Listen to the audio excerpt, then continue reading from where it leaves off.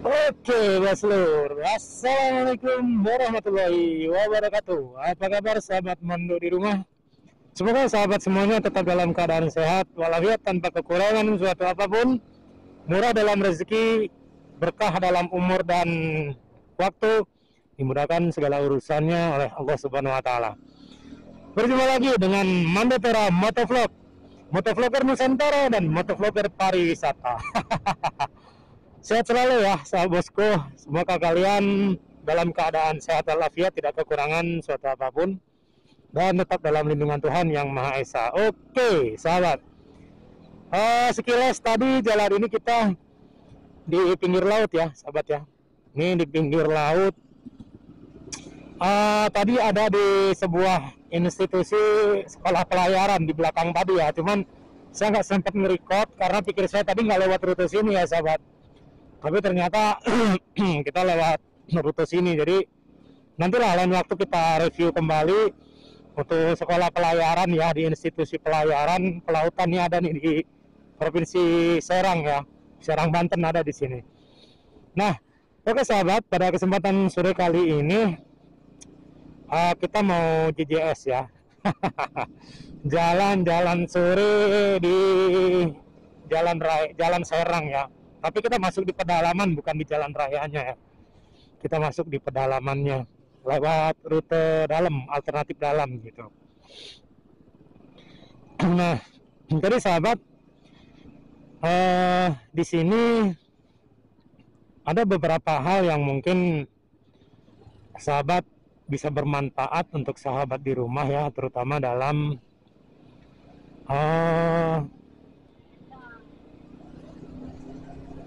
terutama dalam mengendarai sebuah kendaraan, baik itu mobil ataupun motor gitu ya. Tipnya sekarang yang mau saya bahas adalah mengenai dunia permotoran ya, baik itu motor roda 2 ataupun motor roda 3. Bagaimana cara mengendarai motor yang baik dan benar? Ini menurut pengalaman saya ya, versi saya gitu. Yang pertama adalah kalian harus tahu, kalau terutama yang motor kita pakai ini ya, motor yang tips berkendara, yang pertama adalah kalian harus berani gitu, harus berani dalam artian di sini harus berani mengendarai suatu kendaraan. Jadi mental kalian juga jangan berani nggak ya gitu, jangan seperti itu. Jadi kalau kalian sudah berani mencoba motor apapun itu, baik itu motor matic, motor bebek, motor sporty ataupun motor sport ataupun motor moge, kalian nggak akan canggung gitu. Yang pertama berani mencoba aja, kalian harus berani mencoba gitu. Kemudian yang kedua, kalian harus tahu karakter motor itu gitu ya. Artinya karakter itu seperti ini sahabat. Motor matic nggak mungkin dong kita standingin kayak motor 4 tak, nah gitu. Jadi karakter motor kita ini gimana gitu. Artinya apakah dia agresif ataupun dia responsibilitasnya itu tinggi atau rendah, kita harus pahami. Kemudian posisi pengereman itu sistemnya apa, apakah dia ABS atau non ABS gitu ya. Kemudian nah ini pematang sawah nih sobat ya, sekarang udah nggak dipakai lagi. Itu laut tuh yang sebelah sana. Kalau kita harus tahu mana posisinya, kalau motor sport itu dia pakai sistem apa gitu, pengeremannya ABS atau non ABS. Jangan sampai ketika sahabat memakai suatu kendaraan itu, motor itu, kalian nggak tahu sistem pengeremannya pakai ABS atau non ABS gitu. Apa perbedaan ABS dan non ABS? Jadi ABS, sepengalaman saya adalah sistem pengeremannya itu dia kayak semacam ganda gitu ya. Ganda. Jadi ketika direm gitu langsung set, itu bisa mengerem sekaligus ataupun dua gitu, ganda. Tapi kalau non ABS, dia tuh pengeremannya sistemnya kalau satu ya satu aja. Jadi dia tidak mencangkup ke depan belakang gitu, enggak seperti itu. Jadi nggak otomatis ngerem langsung set kering gitu, enggak, dia ada spannya gitu. Jadi seperti itu. Kita harus tahu karakter motor. Kemudian selain kita harus berani, yang kedua kita tahu karakter motor. Yang ketiganya adalah kalian coba dulu sebelum mencoba di jalan yang sepi. Kenapa? Karena ketika kita belajar kendaraan, apalagi kendaraan itu baru kita pegang gitu sobat ya, baru kita pegang, kemudian sahabat cobanya langsung di tempat ramai ini, itu bahaya sekali sahabat. Kenapa saya bilang bahaya? Karena kalian belum tahu selah dan ukuran dari motor ini gitu, dari motor yang baru kalian coba, seperti motor Matic misalnya. Kalian baru harus tahu porsi ukuran gasnya itu seberapa, kemudian ngeremnya itu gimana yang benar, terus nikung-nikungnya itu harus gimana, apa nikung itu harus digas, apa nikung itu harus digas sambil direm gitu. Karena ada tuh kasusnya seperti itu ya, terutama yang emak-emak itu yang gue lihat seperti itu bro. Jadi lucu gitu, digas tapi direm. Gimana sih jadi gitu kan, ngebuser enggak, jalan enggak, mesin mah muter gitu kan. Jadi lucu. Nah seperti itu, jadi sahabat harus tahu nih kapan waktunya ngerem, harus turun gas, kapan waktunya naik gas untuk lepas rem, kalian harus tahu gitu. Belajarnya di tempat sepi dulu, jadi berhati-hati, jangan sampai sahabat belajar pakai motor, nyobanya langsung di jalan raya, itu sangat berisiko tinggi sekali gitu. Sangat besar sekali risikonya untuk kita kecelakaan ataupun ditabrak orang gitu ya. Celaka lah, risiko kecelakaannya itu lebih besar gitu. Jadi seperti itu. Ya, saya ulangi, yang pertama adalah kalian harus berani mencoba, yang kedua tahu karakter motor, yang ketiga adalah belajar dulu di tempat sepi gitu ya. Nah, yang keempat, setelah kalian mencoba hal itu, ketiga hal tersebut kalian sudah coba, lepas itu sesekali, kalau sobatnya sudah coba di jalan sepi, berani nih di tempat yang luas dan sepi gitu ya, coba kalian ke jalan yang agak ramai. Caranya gimana bang? Caranya gini nih sobat nih. Dalam kondisi dan keadaan apapun, kalian ketika berkendara, terutama di kawasan Asia ya, di Indonesia ya, Asia, nggak ada sejarahnya motor itu atau mobil itu berada di sebelah kanan, itu nggak ada. Itu adanya di luar negeri. Jadi maksudnya gimana bang? Ketika kamu memakai kendaraan, selalulah kepada posisi di sebelah kiri, selalu di posisi sebelah kiri. Kan di tengah jalan itu ada marka jalan nih sahabat, di tengah-tengah itu ada marka jalannya. Kalian jangan melewati itu, kalau nggak di depan ini dalam keadaan kosong gitu. Seperti ini nih, lapang, nggak ada orang. Kalian boleh langsung ambil di tengah begini, boleh. Nah, begini boleh, tapi kalau ada orang kita harus minggir ke kiri. Teruslah berada di jalur kiri ketika kalian di jalan raya. Insya Allah kalian akan aman. Jangan terlalu ke tengah dan jangan terlalu memakan marka jalan. Terus saja belajar di pinggir sebelah kiri, apapun itu bentuknya. Mau nikung ke kanan, kalian juga harus ambil rute yang sebelah kiri. Kalian mau belok ke kiri sini nih, nah kalian harus ke kiri juga. Jangan sampai kalian mau nikung ke kanan, kalian mau nikung ke kanan sini nih. Nah, seperti ini nih.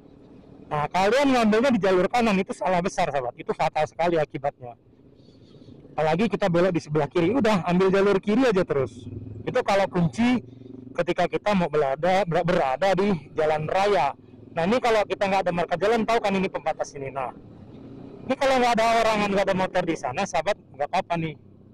Kita ngambil posisi agak nggak ke tengah sini nih, lewatin garis sini nggak apa-apa, seperti ini nih. Nah, boleh. Tapi kalau di sana ada kendaraan lain, kita harus masuk lagi ke kiri. Minimal kita di tengah seperti ini ya, sahabat. Di tengah seperti ini. Minimalnya seperti itu. Nah, yang lebih bagusnya gimana, Bang? Yang lebih bagusnya kita berada di agak ke pinggir. Nah, seperti ini. Di tengah-tengah tadi juga bagus. Gimana nyamannya kalau pas lagi rame ya, kita jangan terlalu ke tengah seperti ini. Nah, ini marka jalan.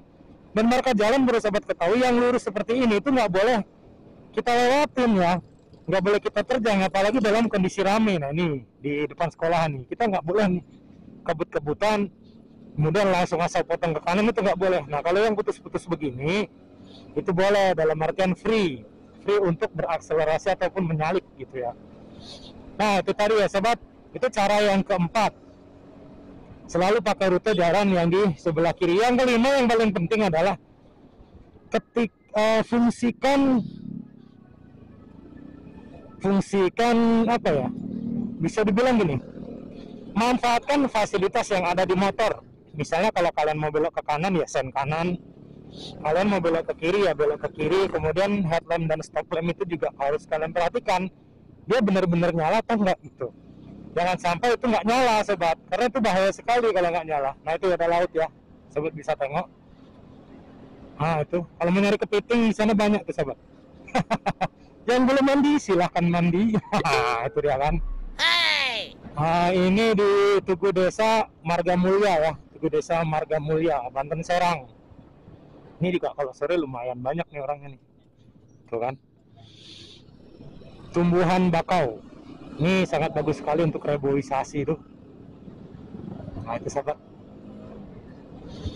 Nah jadi seperti itu ya sahabat, saya ulangi lagi. Yang pertama adalah trik untuk supaya berkendara yang aman. Yang pertama kalian harus belajar berkendara ya, belajar berkendara kalian harus berani. Kemudian yang pertama berani, yang kedua adalah apa tadi sahabat? Ya itu. Sampai poin yang kelima itu tolong sahabat pahami. Dan yang kelima tadi adalah memfungsikan bagian-bagian yang ada di motor seperti lampu sen gitu. Kita harus tahu letak lampu sen di sini, lampu jarak jauh, jarak pendek gitu. Itu kita harus memastikan bahwa semua komponen yang ada di motor ini kita tahu fungsi dan cara mengaplikasikannya gitu. Tahu fungsi dan cara penggunaannya. Itu harus dipahami benar-benar sobat. Karena kalau kita nggak memahami itu bahaya. Kita mau ke kiri beloknya ke kanan, itu bisa menjadi sebuah insiden. Kita nggak bisa menyalahkan orang. Karena kita yang salah gitu. Ketika kita mau belok ke kiri, kita beloknya ke kanan. Wah, kayak mama ya kan. Yuhui. Itu nggak boleh seperti itu. Makanya kalau kita belum mahir benar dalam berkendara, janganlah sesekali coba di kendaraan lintas gitu. Apalagi kebut-kebutan. Bocil-bocil yang lagi umur SD, baru-baru belajar SMP, baru belajar naik motor, itu kan kadang sangat berisiko sekali sahabat untuk memakainya gitu kan. Itu nggak boleh seperti itu. Kenapa? Selain membahayakan nyawa dia, membahayakan orang lain. Nah ini kawasan Ketapang ya, tuh sahabat bisa tengok. Tugunya lumayan tinggi sahabat. Ketapang itu mana? Banten ya? Serang ya? Nah gitu ya sahabat, itulah demikian tadi 5 cara kita supaya bisa berkendara dengan baik. Kita bisa menaiki kendaraan dengan baik. Semoga bermanfaat untuk sahabat dan bosku di rumah. Mohon maaf atas segala kurangan. Ambil yang baik dan positif dari tayangan video-video kami. Silakan tinggalkan jejak like, subscribe-nya untuk sahabat semuanya ketika sudah singgah di Mandotora Motovlog. Kurang dan lebihnya mohon maaf. Terima kasih atas segala perhatian. Mohon maaf atas segala kekurangan. Salam dari kami Mandotora Motovlog, Motovlog Nusantara dan Motovlog Pariwisata. Oke, see you next time and bye-bye. Assalamualaikum warahmatullahi wabarakatuh.